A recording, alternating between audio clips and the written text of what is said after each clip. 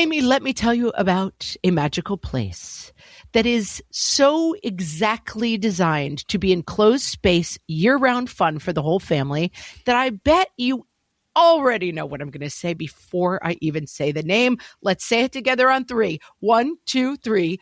Great Wolf Lodge. You got it, Amy. My kids loved Great Wolf Lodge when we went. You probably already know that it has a huge indoor water park with a wave pool, lazy river, a bunch of massive water slides. But then your pack can hit the other attractions because, wait, there's more. Great Wolf Lodge has adventure-packed attractions like Magi Quest, a live-action game kids can play throughout the lodge, plus the Northern Lights Arcade. Spent some quality time there, so your kid who loves the lazy river and your kid who loves fantasy games will both have a great time. Great Wolf Lodge also offers great dining options and complimentary daily events like nightly dance parties, all under one roof. Unpack the car once and you're settled in to have fun. And with 22 lodges across the country, you're always a short drive away from adventure.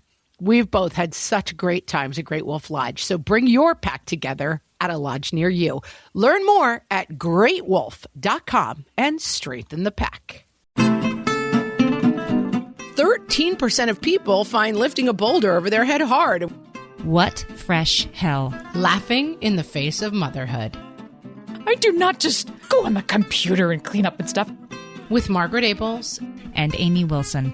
We're elderly. I still don't even know if that's right. A podcast that solves today's parenting dilemmas so you don't have to. Be the CEO of your home. Hey, everybody. Welcome to What Fresh Hell, Laughing in the Face of Motherhood. This is Amy. And this is Margaret. And today we are talking about what do you do all day? Oh. The question that plagues stay-at-home moms everywhere and has for all eternity. Yeah, I know my mom has gotten that. And the answer is eat bonbons and watch TV. And that's our episode. I think that is what people picture, that like you're just kind of a lady of leisure lying around. You know, we assume that, and I think we're right to assume that. Let's put it that way. You mean we assume that other people assume that? Yes. Like, you know, we assume that when we say, like, I stay home and take care of kids, like, I think we project a little bit of, like, judgment and assumptions that other people are making when we say that. And I also think we're correct when we make those projections and assumptions based on how somebody will, like, slowly, like, slink away from you at a cocktail party when you prove to only, I'm putting that in quotes, here are my air quotes, guys, only stay home and take care of the kids. Yes. And perspective-wise, I have been a working out of the house mom.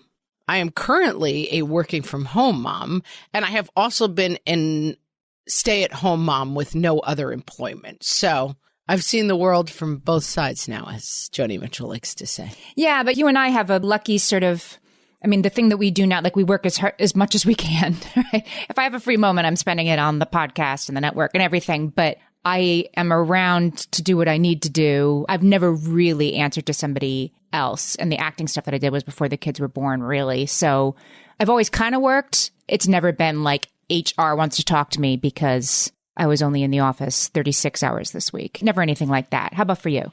I've had both. I've had a job while I had kids. And it was a fairly flexible arrangement, but it was definitely like I had somewhere to be in the morning. I mean, I had to be at the office in New York City by 9 from my house. So I was getting up and taking the morning train and working a set of hours and answering to HR. And then I have the situation that I've had now, which I've had on and off a little bit. Like I would be freelance writing and staying at home with the kids. But I probably had a period of 3 to 4 years, maybe a little bit longer, where I was completely a stay-at-home mom. I had a blog that I was working on that made $0 of income. And so I was trying to like keep one foot in stuff creatively, but my job description was stay-at-home mom. I mean, I would probably have referred to myself as a writer if someone asked me what I did. But I mean, aspirational. I was not writing. I mean, I could refer to myself as a writer, but I didn't have a job for 5 years. And so I was a stay-at-home mom who probably on some level had an understanding that eventually I wanted to get back to my profession of being a writer. I wonder if the pandemic has changed this for the better because, look, I hate when people have asked me this question over the last, 2 decades of parenting, like, oh, do you just stay home or whatever? You feel the judgment of it. But starting during the pandemic, everybody stayed home. Everybody saw what somebody in the home with small children does all day, and it's not eat bonbons. Like there was a new visibility of that work, which became, of course, was still more on us, the default parents, and the people who weren't the default parents. But you know what I mean? It's like, did people stop wondering that, or have we sort of slid back downhill, and now it's like people have kind of forgotten how all-encompassing that was? Well, from the feedback that we got, I will say we started, as we often do, with our Facebook group. Facebook.com/groups/WhatFreshHellcast with a question that came from one of our listeners who said, since COVID, I quit my job and I've been home. I drive my kids to school, work out, manage the house and family. I'm very happy and fulfilled, especially knowing that my eldest will be leaving for college soon and I'm soaking up this time. My problem is trying to explain this to others. I have a good college degree, worked in an decent field before I quit. I guess I feel pressure to work and use my skills. One well-intentioned retired woman at my gym was actually trying to figure out how I cannot drive my kids to school so I could go back to work. I've even considered lying and saying that I work part-time to get people off my case. So I think a lot of the feedback was not so much like, I don't like being a stay-at-home mom. I don't like how the world thinks of that. I don't like how the world thinks of that. And I think especially for most women I know, it used to be that you got married at 18, 19, 20, maybe right after college, right? 22. My mom got married at, I think she was close to 30 or maybe 30 when she got married. And people referred to her face as like a spinster. They were like, oh, you chose not to have kids. And she had a kind of a big career. But there was no understanding that you would be 30 and not have children unless you had chosen that path as some sort of like radical person, which is how people discussed it with my mom in the 1960s. And then on the other hand, as soon as you got married and got pregnant, my mother was pregnant with me and she taught second grade and had done it for like 1 full year and part of another year, I think. And the school threw her a goodbye party. Like as soon as she told them, which is when she was showing, it's like, oh, okay, we'll put your, little retirement party. We'll have cake for you on the last day of school. Of course you won't be coming back. And out you go. Of course you won't be coming back after the baby or as soon as you start to show. No. Of course you won't be coming back at the end of the school year after the baby. It wasn't that long ago, like we're shamed by your pregnant belly. Just like, of course you won't be returning to work. But like what this is really about is that you can choose to stay home and you can be darn good at it and you can certainly be plenty busy, but there's this assumption that we feel like from the outside. Like, yes, this listener who wrote in about this, it's not that she's not happy doing it. It's not that she's not having a fulfilled life. It's that she's getting like the slings and arrows of other people who assume that she can't be fulfilled and that she must want something more because what she's doing isn't enough. And she's sort of like, how do I answer that? Or care less, I guess, care less that people don't get your life and think they do. And I recently was talking to Liz Gubner about this in an episode where we were talking about ditching the hustle. But one of the things that's very interesting, I think, societally writ large, is that my parents and older female relatives talk all the time about, like, on the one hand, we had no choices. We could be a nurse, a secretary, or a teacher, basically. And then the idea was you got married and you would not work outside the house because that would somehow be like shameful for your family if the wife was working outside the house. And that was extremely limiting and terrible. But at the same time, there was a calmness in that, in like, this is the role I'm in and I'm going to do it. And that there aren't also expectations that like, oh, I make good cookies, so I should have some side business where I sell these cookies on the internet. Like it's flipped to such a degree, I think, where the idea that you quote unquote do nothing as a stay-at-home mom has a stigma in the same way that like, oh, you had to work.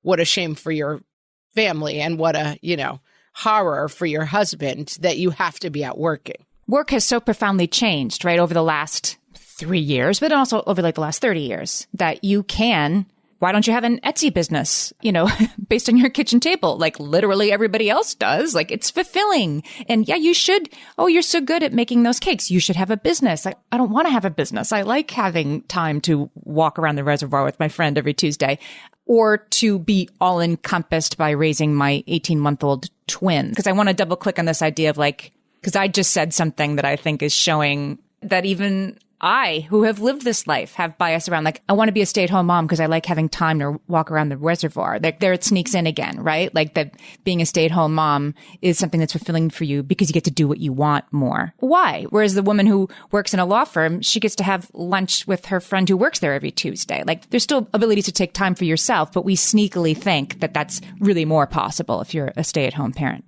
Well, another thing I would point out, and we've both been doing it, is that we keep referring to this as something that is the reality for moms with really young kids.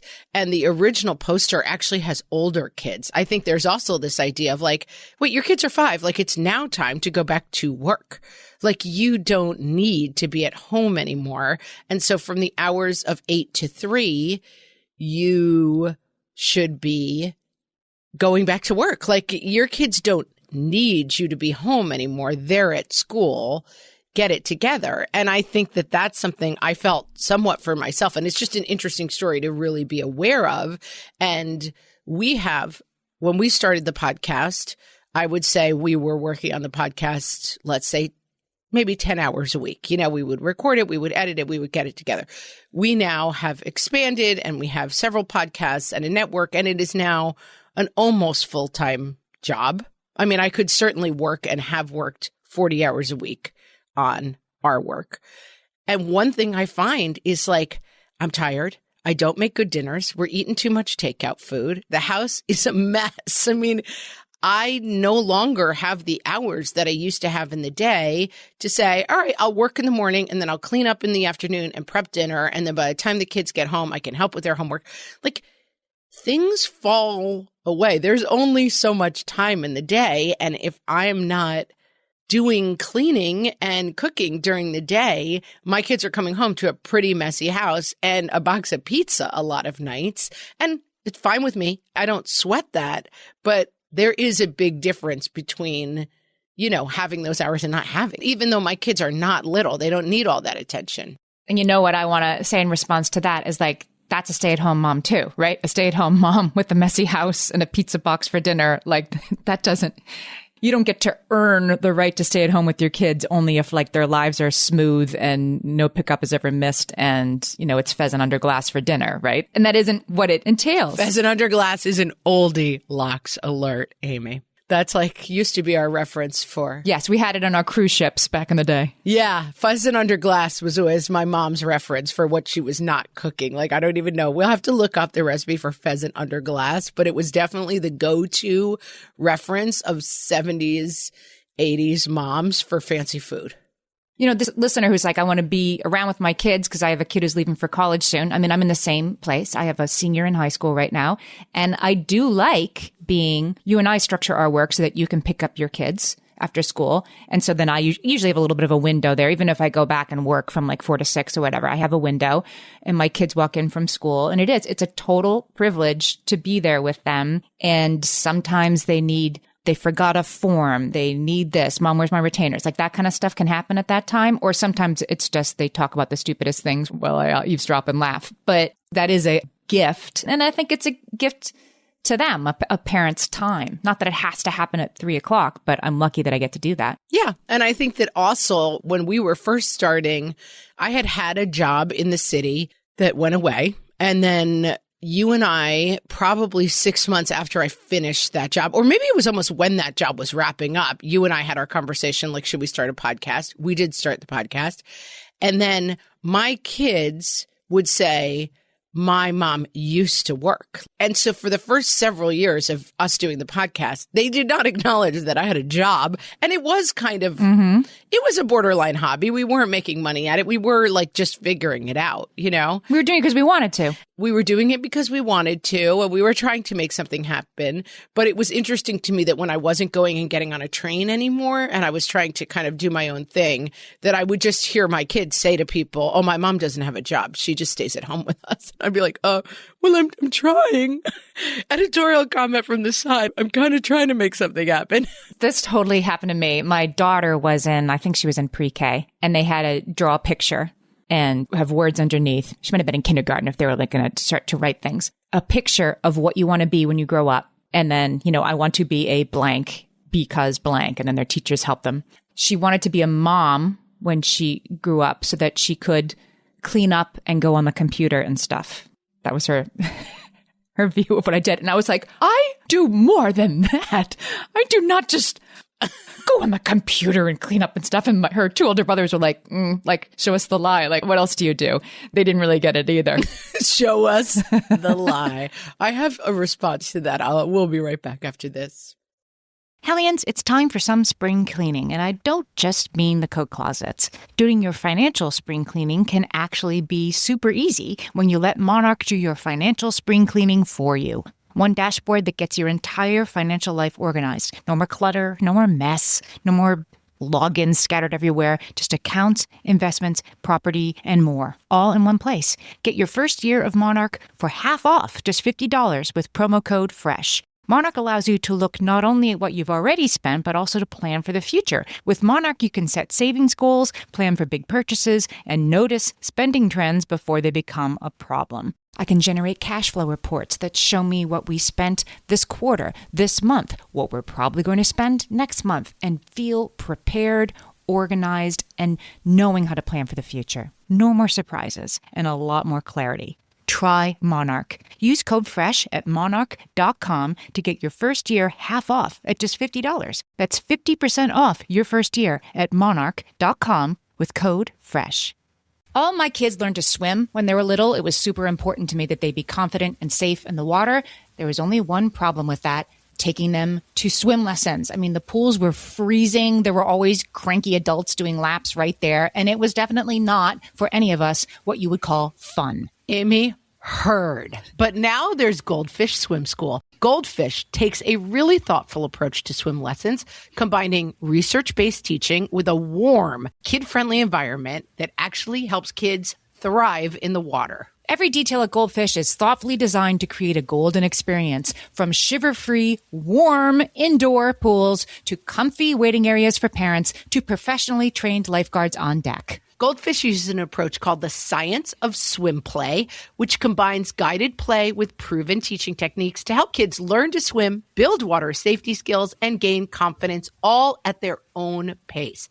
Lessons are designed to meet kids exactly where they're at. If you've been thinking about swim lessons or just wondering where to start, this is a great opportunity. Right now, Goldfish Swim School is offering a waived membership plus your child's first lesson free at participating locations. Just visit goldfishswimschool.com/free to find a location near you and enroll using promo code FREE. That's goldfishswimschool.com/free, promo code FREE. You know that thing where you get an amazing pair of shoes at a really great price and want to tell everyone about it? Yeah, so do we. Here at Designer Shoe Warehouse, we'll give you something to brag about, like the latest styles from brands you love, or the trends everyone's obsessing over, or shoes that make you feel like, well, you. So go ahead, show off a little. Find shoes that get you at prices that get your budget. Head to your DSW store or DSW.com today. DSW, let us surprise you. My son, I want to say in kindergarten, took a sick day, whatever. He was staying home, but he wasn't really that sick. He was sick of going to school day, kind of. But, he was presenting sick enough in the morning. I let him stay home. And then he said in the morning, he's like, I'm kind of excited to see what happens here all day when I'm not here. And then at the end of the day, he's like, it's not very exciting. And I said, you're not wrong. It's not very exciting what happens around here. I clean stuff up. I do some laundry. And then I get on the computer. Or it's terribly, terribly interesting. You have two kids home vomiting, or you have like a kid who broke his leg in 4 places. It's the 80-20, I would say. There are 20% of days that are terribly, terribly if not interesting, you are thoroughly occupied with something you might rather not be doing. Amy, let us turn to our friend of the podcast and friend to you and I, Laura Vanderkam, who did a feature in partnership with Redbook for Today.com on this very topic. She says, I knew that people had a lot of misconceptions about how stay-at-home moms spend their time. People believe moms are sitting around doing nothing or that 100% of their time is consumed with childcare. Neither is the case. And so she does, if you listen to our episode with Laura, one of her kind of defining principles throughout her work is time tracking. She has people truly write down what they do in very small, I don't remember what it is. 15-minute increments. Yeah. 15-minute increments. And it's a very useful exercise, as she talked about on our episode, for so many different aspects, because sometimes it's like, I'm so overwhelmed. And it's like, oh, that's actually kind of fixable if you were to really track your time, try to batch things. Lots of applications for this. But in this piece, she applied it to stay-at-home moms. And so much interesting data came out of this, but one of the big things, and this is something that like the lay around thing, 87% of stay-at-home moms are awake before 6 a.m. That to me does not sound like a person who doesn't have a job. No. I, even as a stay-at-home mom, was never awake before 6 a.m. My husband had the good sense to know that if I'm awake before 6 a.m., nothing else good happens in the household all day. So my husband still to this day, he let me sleep in this morning. He let me sleep in. You know, like we trade, we make little bargains with each other. Like, hey, he's okay with handling the morning himself. Yeah. He'll run the morning show sometimes for me. He's got travel coming up. And I said, all right, for the rest of the week, you do all mornings because I know next week I'm on my own, whatever it happens to be. This is a weird dichotomy. The idea, Laura says, people believe either that moms have nothing to do or that they're consumed 100% of the time by childcare. Like those are a weird, like, those are sort of barbells. Like they have nothing to do or they have 100% to do. Well, I think this is what she's saying people assume. So if you were to say, like with your child's exercise, draw a picture of a stay-at-home mom. Many people would draw a lady in a bathrobe sitting on the couch, like watching soap operas, basically, right? Or they do the like Indian goddess where she has a frying pan in one hand and a vacuum cleaner in the other hand and curlers in her hair. That's exactly it. Like some people would draw one and some people would draw like frazzled, right? The meme that we've all kind of seen with like her, like with the pot going with a baby on her hip and another one crying and, you know, while she's doing the laundry. I actually have a story about that. So I did a one-woman show in New York when my kids were very little called Motherload, and it toured around the country, and it led to everything I've done ever since talking about parenting. It started a new part of my life. Anyway, when we were creating what the show art was going to be, there was an ad agency creating the show art, and I made it clear, I thought ahead of time, like, don't show me as the art for the show a woman with curlers in her hair and a bathrobe, you know, screaming through the screen door with the frying pan in her hand. Like, do not miss me with that as our show art for this. And what do you think they brought me? They just brought me like other versions of that, right? Like with my hair, like I'm crazy. I'm yelling at people and I'm like frantic with an ironing board. I'm like, I don't use an ironing board. If stuff is wrinkled, I either don't wear it or I wear it wrinkled. Like I don't use an ironing board. This is crazy. This doesn't represent my life. And yet my life is full of other things. We ended up not using that ad agency because they just were like, well, then I'm out of ideas. Like if I can't show you being like frazzled, screaming, cranky person, that's all I got. Right. That's all I got. I only got, well, Tina Fey has I don't remember, it's a 30 Rock episode or something that she just was talking about in another context of like, when you're a comic, never let them take a picture of you with a rubber chicken because that is the picture they will use 100% of the time. And it's the same thing. It's like this conveys like a lady comic. It's a lady with a rubber chicken. Like, no, do not accept the rubber chicken in the photo. Right. And it's a person sitting and outside do not accept the like hair curlers. They don't get it at all. And like, here's the one thing I know about it. You must be really frazzled and unhappy and cranky all the time. And like ruining everybody else's happiness. That's what I know about a mother, you know, and they bring it to that. And it's not, there's a lack of understanding from the outside. So do we care? Like, should we care that people miss it and don't get it? I guess it's insulting. I think it's insulting. I think that you can't control other people's behavior, but I think that there are consequences to internalizing this and to figuring it out. And one of the things that Laura's study showed is that on average, stay-at-home moms were working 4.5 hours a day, which may not seem like a lot because you think of like the classic workday as 8 hours. And so maybe for 2 of those hours, the baby is sleeping or whatever it happens to be. Or maybe they're not calculating playing dolls with the kid as work, you know? Yeah. And one of the other things that we've talked about that is very much a factor in this is invisible work stuff that we often talk about in terms of a marriage, that like other people in your family do not see the invisible work of, I'm realizing it's December and that it's Christmas, and that now that the Christmas presents are bought, I have to start thinking about sister-in-law's birthday, nephew's birthday that are both in early January, daughter's birthday that will involve a party and an outing and something with the family. That comes on the 31st, and we need to buy presents. Then right after that is February. That's going to be the school play. When are the auditions? What are the costumes? What is everyone's role? Then it's break. Where are we going? Like the kind of work, I think that whether or not people respect this from an outside point of view, drilling down on what the realities of this looks like for us can be helpful in terms of respecting our own work, you know? Yeah. I look at this and I think that if somebody said they worked 4.5 hours, I think Laura Vanderkam as a time tracker would be like, see, you have more time than you think you do. You do have time to start that business or read that novel or whatever. You just block it into your day. But I look at that and I wonder, 4.5 hours, that's all I worked. Like I'm thinking about if I take 20 minutes to like make some leftovers and sit down in the kitchen and have lunch, guess what I'm doing with that 20 minutes? As you said, like I'm thinking like, oh, let me just quick like book parking at the airport for that thing I just thought of. Let me just quick see if I can find a dress for my daughter's semi-formal. Like you're still, even during lunch, you're using any free time you have to plan ahead. And I might not count that as work, but it's still work. I think that's right. And I think that the undervaluation, if that's the word, of stay-at-home moms is most pernicious. I don't know that we can get people to respect the role of stay-at-home moms because they haven't for a long time, and there's not a lot of, good data that they're going to start. I think COVID did help a little bit, but it's in terms of valuation. So in this poll, in the same article, stay-at-home moms thought the salary that they deserved was $50,000 a year to be a stay-at-home mom, that if you were going to pay them, that's what they would deserve.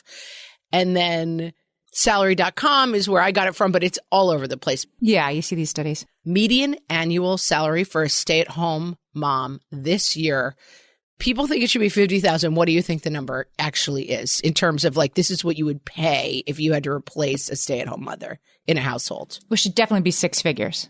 It's $184,820. So it's almost quadruple. To replace, if you had to pay somebody to do all the work that a stay-at-home mom does, if you had to sort of job out a driver and a cook, is that how they do it? Is that how they're imagining it? Yes, exactly. That they don't double all of those salaries. It's also calculated on 24 hours. It's going to have overtime, like all of those factors. They're not saying like, well, you add a bookkeeper and a kitchen manager and a housekeeper. They're saying over the course of 24 hours to pay overtime for all of these jobs, this is what you would pay someone. And the hourly rate is not that high. It's an average of those jobs. And so it's a lot of money. I'm laughing at the list. The list is hilarious. There's stuff on here like logistics analyst, van driver, physical therapy supervisor, and conflicts manager. I've definitely done all of those things this year. Conflicts manager, meeting event planner, public school teacher, chief financial officer, and chief operating officer. This is the list of things that a stay-at-home mom does. And I think sometimes this stuff can become a little tweet and facile, like, well, actually, I'm the chief executive officer of my household. And it becomes a little bit like, it feels like a mug. You know what I mean? Like, do you really mean that?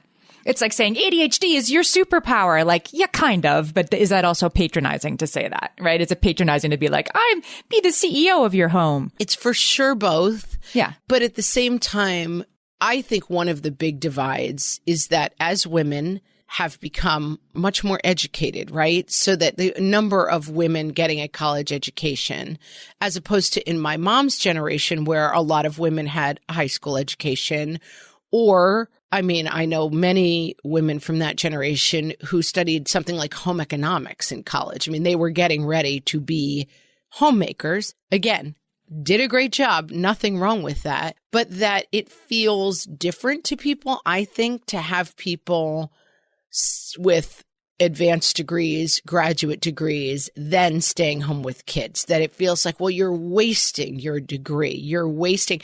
And in fact, as you look at stories of or the Ruth Bader Ginsburg movie, that those women were told, you're taking someone else's spot who could go on to be a great lawyer, and you're just going to give this up as soon as you get pregnant. And so, because we tell you to, medical school, the same thing.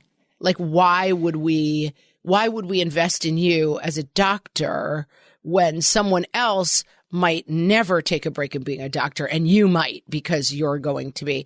And so these things are complicated, and you don't want to point to them in ways that enforce arguments that you completely abhor. Something we haven't talked about yet that I think is important is being a stay-at-home mom on a limited income. We're so far sort of talking about it. My worst part about this is that people think I'm not busy when I am, right? We're not talking about the problem. And more importantly, talking about staying home motherhood as a choice. And so often it's not a choice. That staying at home, I pulled it from dictionary.com, but here's the definition of a stay-at-home mother: a mother who stays at home to take care of her children and manage the household. And implied within that is that there is a spouse within the household who is earning the money of the household. Providing, using my air quotes again, providing for the family while you stay home and do nothing. Providing, or that there is enough money in the household generally that you only need one income to survive, which is, it's more and more limited. During the pandemic, women left the workforce at twice the rate of men. There were all kinds of reasons that somebody had to become a stay-at-home parent, chiefly among them kids being at home and not going to school. And women were just the default. Well, if somebody's going to quit, there were reasons. There are entrenched sort of gendered reasons people chose that. There are also women don't make as much as men. And there's a lot of reasons. And so a lot of stay-at-home parents were created by the pandemic. This listener who wrote in the beginning, she was one of them, and it's worked out pretty well for her. And I'm glad to hear that. And some people less so, right? Yeah. And many people, because the daycares were actually shut. There was no one home to actually be with the children. And so it was extremely complicated. And it really wasn't. The idea of choice plays a huge role in this. Let's hold on that for a minute and come back after this break. Amy, when I'm having a good hair day, it usually makes my whole day better. And that's why on every day, I'm taking Nutrafol. Nutrafol is the #1 dermatologist-recommended hair growth supplement brand, and it's the #1 hair growth supplement brand personally used by dermatologists. Nutrafol's hair growth supplements are peer-reviewed, NSF certified for sport, and clinically tested. Nutrafol offers multiple formulas for men and women, tailored to different life stages and lifestyle factors, so you get support that's actually right for you. Adding Nutrafol to your daily routine is easy. Order online, no prescription needed, with automated deliveries and free shipping to keep you on track. Let your hair be one less thing to worry about. See visibly thicker, stronger, faster-growing hair in 3 to 6 months with Nutrafol. For a limited time, Nutrafol is offering our listeners $10 off your first month subscription and free shipping when you visit Nutrafol.com and enter promo code LAUGHING. That's Nutrafol.com, spelled Nutrafol.com, promo code LAUGHING. My favorite skincare products actually feel more like self-care, like they're so nice to put on and they smell so good that I'm actually happy when I get to that part of my day. And I swear that is how I feel about Osea's anti-aging body balm. Amy, you are usually the lotions and potions queen on this podcast, but I have to say, hard agree. Osea's anti-aging body balm is a liquid silk body balm that combines the lasting hydration of a lotion with the firming power of a serum, leaving skin smoother and firmer. This body balm is clinically tested and designed to deliver visible results you can see and feel. So we've gotten to use this product for a couple of months now, and I swear I have really noticed firmer and smoother skin, like on the back of my hands. It's like getting a mini spa treatment from head to toe. Get a spring-worthy glow with clean, clinically tested skincare from Osea. And right now, we have a special discount just for our listeners. Get 10% off your first order site-wide with code FRESH at OseaMalibu.com. That's 10% off your first order with code FRESH at OSEA Malibu.com. Is parenting going too well at your house? Feeling too relaxed in your day-to-day existence? Are you going more than 8 hours without shrieking a horror-fueled diatribe at your spouse? Sweetie, that was such a great day. Hey, would you grab me a glass of wine? Try minor annoyances. I can't find the wine anywhere. I thought you said it was in the fridge. Oh my God, it's on the second shelf. How can you not see it? Seriously, it's right in front of your face. With minor annoyances, your days will be entirely transformed in a matter of seconds. Who left a half-full mac and cheese pot in the sink? Oh my God, this might as well be hardened Elmer's glue. Guess I'll be cleaning this all morning. And if rageful venting at no one is not your style, never fear. Try a minor annoyance that brings on full bouts of tearful babbling. These socks in the laundry are clean. I mean, look at them. They're still paired up. What more do you need to see to know that these don't belong in the dirty clothes? For the love of all that's holy, people. With minor annoyances, you'll be transported to a world of endless mumbling to yourself about why things have to be so minorly, yet consistently irritating. Oh, sure. We'd love to participate in Spirit Week for the preschool because my kid just happens to have a full outfit of 70s clothes for Wednesday. And then we just love to come up with some sort of wacky hair for Thursday because it's not like we have anything else to do. I mean, sure, major annoyances are annoying. They're changing the way driver's licenses work, so you'll have to get a new one at the DMV this month if you want to fly home at Christmas. But try minor annoyances. Okay, sweetie. You really want ketchup on your eggs?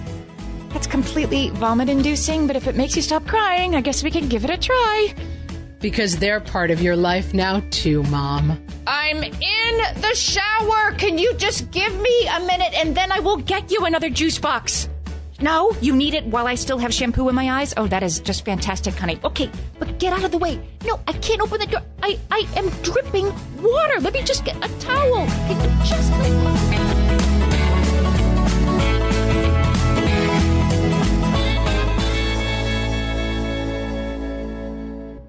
Coming back, Gallup study 60,000 women in the U.S. revealed that more than a quarter of stay-at-home moms report feeling depressed, and researchers hypothesize that societal recognition of the difficult job stay-at-home mothers have raising children is part of that. Well, yeah. But tying into what we were just discussing before we broke, it's much worse for low-income moms. The stress of being a stay-at-home mom is then exacerbated by limited income. And so there's one part of this that is staying at home can be depressing for many reasons, which we'll go into, but that financial decisions that are, inextractable from this are a whole other level of pain points. So women who had to leave the workforce in the last couple of years for all sorts of reasons get both the hard work and then also the societal assumptions that it's not that hard and the gap in their resume and the actual literal lack of support, right? Like that's what we're so depressing and hard about being a stay-at-home parent is how hard it is, I think, and how little emotional support you get. And people understanding it's hard is one part of it. So is like doing something about it. But that's, beyond the scope of the question, what do you do all day? Yeah. And I think that there's also, like you say sometimes, like the pain in the gap is that being a stay-at-home mother, according to all logic and all surveys, is an extremely difficult job. I was slightly chuckling at this statistic because we often read statistics and they're like, 13% of people find lifting a boulder over their head hard. And we're like, wait, how can it only be 13% of people? It's actually like we read these statistics sometimes that seem very obvious and then the number seems very, very low to us. So you'll be glad to know that Motherly's first annual State of Motherhood survey found that 89% of mothers do not feel that society is supporting them, and 97% report feeling burned out by motherhood at least some of the time. I was like, that statistic should still probably be 103%, but I was very happy to finally find a statistic that was not like 21% of mothers find it hard sometimes. It's like, yeah, 97% of them are like, I'm over this. I saw a TikTok yesterday when you said boulder. It made me think of this.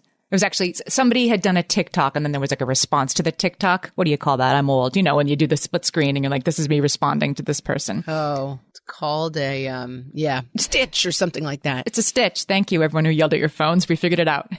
We're elderly. I still don't even know if that's right, but yes. Yes. So this was a young woman sort of like reclining on her bolsters, you know, being like, everybody gets the story of Sisyphus wrong. Sisyphus, just to pause for a second, in case you don't remember from your like high school Greek mythology, is a mortal who was for all eternity doomed to push a heavy boulder up a hill every day, only to have it roll back down. For the rest of his life, he had to do this, roll the boulder uphill and have it roll back down. And so the point of the story is like, well, that would suck, right? That would really be, you don't want to be Sisyphus. So this woman's like, people are getting Sisyphus all wrong. Like the point of Sisyphus is each day he woke up ready to push that boulder up the mountain. And just think how big and strong he got. And like, what a privilege it is to start every new day ready to push that boulder up the hill and get bigger and stronger every day. Like, what about that mindset, people? And of course, people were like, what? Like, she's like, rise and grind, Sisyphus. You go. Exactly. And I'm like, that wouldn't help Sisyphus if you showed up and said that. But nobody would say to Sisyphus, on the other hand, so what do you do all day? Like, I can see what you do all day. Exactly. You push a boulder up a hill, and that sucks. Yeah, my friend Allie says that she has Sisyphus written on her laundry tub. Like, because she's just like, it just is like, that is what it is. It's just every day. My mother-in-law, we said this on the podcast before, sometimes at some point long ago said, the laundry's done. And I said, for my own mental health, I've just accepted the fact that the laundry is never done. Like, no, done and the laundry are two words that do not go together. The laundry is Sisyphus. It rolls back down. And like the minute you get it put away, someone is leaving their stinky socks around. It's just, and I think that, you know, they've done studies that long ago, there was a series of, you know, violent incidents among postal workers. And people were sort of like, what is so wrong with the post office that people are going insane in this and, you know, shooting coworkers in this space? Yeah. Going postal, we used to say. Yeah. Yeah. Part of what psychologists said is that it's the never ending, the job has no end, that it is Sisyphus, that you get all the mail in its slots and then you turn around and there's an equal size thing of mail. And then you just are constantly doing work that you never see any reward from, that the boulder just rolls down and you go in the morning. And that for some people, that's very difficult. And it has a very strong parallel to motherhood, that every day is a new day of meals and chicken nuggets and school forms and crying and the boo-boo. And when they're older, the friend group conversation and the getting yelled at. And I will say it's another thing that can be a little bit like mug, tweet, but there is no HR department. At my other jobs, I was just saying this to my husband the other day, at our workplace and at workplaces I've worked in before, you're not allowed. I'm never allowed to be like, Amy, you stupid idiot. How dare you? I was just trying to record that and you messed me up. Guess what? Your 3 coworkers as a stay-at-home mom are allowed to talk to you that way. Now, before everybody comes on and says, I would never let my kid talk to me that way. I get it. My kids are not allowed to call me a stupid idiot to my face. But the general tone of mom, comma, you idiot, comma, it's hard to fight. It seeps in a lot. You know, my peers at my stay-at-home mom job do not treat me with respect and admiration. Robert's rules of order do not apply. No, and often at our job, when I do something right, Amy will be like, hey, you did a great job on that. Oh, that was so smart of you to think of that. Guess what? No one says that to me at my stay-at-home work job. Nobody. Yeah. And so that's burnout, right? And burnout is worse than stress. We should do a whole episode just on burnout, because burnout, I think, is a word we throw around a lot. But burnout is a thing. Like we say, like, I have such a bad migraine. Like, you don't have a migraine, it's a headache. If you had a migraine, it's a whole other thing. Burnout is a specific thing that comes from this sort of Sisyphean, every day is the same and I'm losing all joy in this. Yes. And so some stay-at-home parents feel that way, and we should hold space for that. Like, there are things about it that are really hard. And then there are other people and other moments in the job. Of course, it's totally fulfilling. It's totally great. I love it. And that we should both have to do something that's so hard and then have to deal with people thinking it's not hard. I guess like a brain surgeon doesn't have to deal with people assuming that job must be really easy all the time. And that would be very irritating if you did. But we do. Yeah, I think that's a good point. And also the feeling of like, there's something worse than just boring, that there's something like you're really letting us all down. Like you're actually a failure. Like that in the world full of like self-actualized women who are out there, you know, breaking through glass ceilings and like doing it for ourselves, that you're somehow falling into this sad gray category that was sort of a relic of the past. Like, the mom who just stayed home with her kids. It's not even like, I don't respect you as much as a brain surgeon. It's like, I don't respect you as much as, you know, a person who, well, I'm trying to think of the other side of that won't sound horrible. This hasn't changed in decades. There's a song called Just a Housewife from a musical called Working. I'll find the link and put it in the show notes. OMG. And it's a really beautiful, sad song from the late 70s, I think, maybe early 80s. All I am is just a housewife, nothing special, nothing great. And, you know, it's a slow build through the song. I'm like, all I do is this, I do this, I do this. And her frustration with that note, how unseen she is. And it's remarkable to me.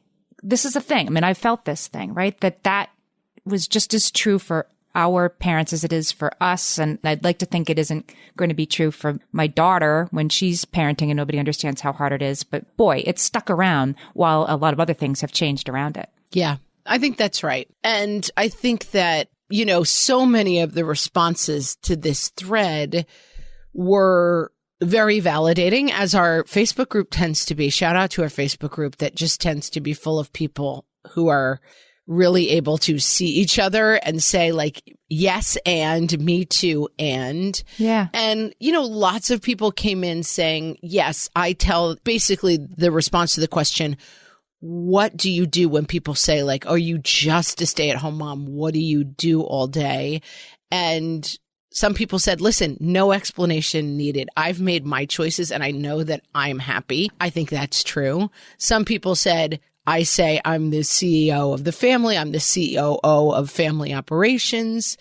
That works for some people to say like, hey, think about what I do for a second.